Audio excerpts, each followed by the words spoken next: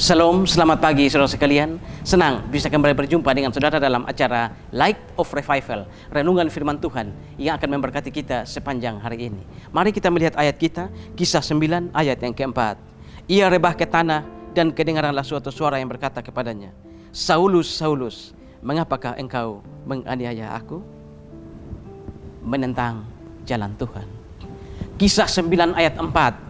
Ini adalah sebuah narasi atau sebuah kejadian ketika Saulus atau Paulus berjalan ke Damsyik mengejar orang-orang, mengejar murid-murid Tuhan atau orang-orang yang ada di jalan Tuhan.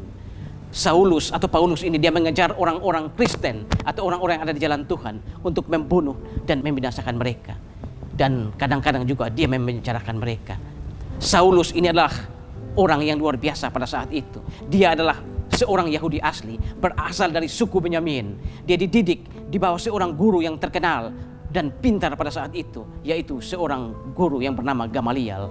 Dan saudara-saudara, Saulus atau Paulus ini, dia juga memiliki koneksi yang bagus dengan mahkamah agama. Dia memiliki izin untuk membunuh orang-orang Kristen atau orang-orang yang ada di jalan Tuhan. Dia juga punya dana yang cukup, punya dukungan dana yang cukup untuk menghancurkan orang-orang Kristen. Dan saudara-saudara, orang yang hebat seperti Saulus ini, dia kemudian memburu murid-murid Tuhan, memburu orang-orang yang ada di jalan Tuhan untuk dibunuh ataupun dipenjarakan. Tetapi saudara-saudara, seorang manusia, sehebat apapun dia, seterkenal apapun dia, sekaya apapun dia, ketika dibenturkan dengan Tuhan, dia tidak akan berdaya. Saulus, Saulus, sulit bagimu menendang kegala rangsang.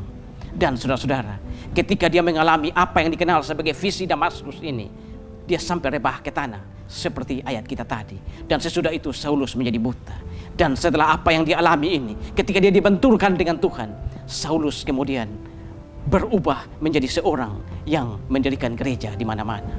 Saudara, pagi hari ini, apakah saudara juga adalah orang yang punya pengaruh, orang yang kaya, orang yang punya koneksi kuat, punya kekuasaan, tapi saudara tidak mau percaya kepada Tuhan Yesus sebagai juru selamat dan Tuhan? Saudara malah menjadi penentang Yesus. Yesus sendiri berkata bahwa jika kita tidak bersama Yesus, maka kita ada di pihak yang melawan Dia. Tidak ada posisi netral untuk berhadapan dengan Yesus. Kalau tidak melawan Dia, berarti kita ada di pihak Dia. Saudara, apakah pagi hari ini saudara juga adalah orang yang kaya, orang yang punya pengaruh, punya kekuasaan, tapi saudara adalah orang yang menentang jalan Tuhan? Saudara adalah orang yang memusuhi orang-orang Kristen. Kalau memang saudara seperti itu, pagi hari ini kembalilah pada Tuhan. Ini tidak peduli saudara dari golongan mana.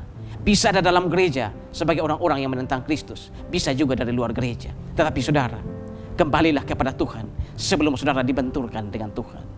Dan ketika saudara dibenturkan dengan Tuhan, sama seperti Saulus, saudara tidak akan berdaya. Tetapi kalau saudara mau kembali kepada Tuhan, maka kasih karunia Tuhan cukup untuk mengubah saudara. Kalau Saulus yang dulunya begitu jahat bisa berubah menjadi baik. Kalau Saulus yang dulunya beringas bisa berubah menjadi penuh kasih. Kalau Saulus yang dulu menjadi penganiaya jemaat, pembunuh jemaat, bisa menjadi orang yang menjadi pelindung jemaat. Kalau Saulus yang dulu adalah orang yang menghancurkan rumah ibadah, menghancurkan gereja di mana-mana, tapi ketika kasih karunia datang kepada dia, dia bisa berubah menjadi orang yang membangun gereja di mana-mana.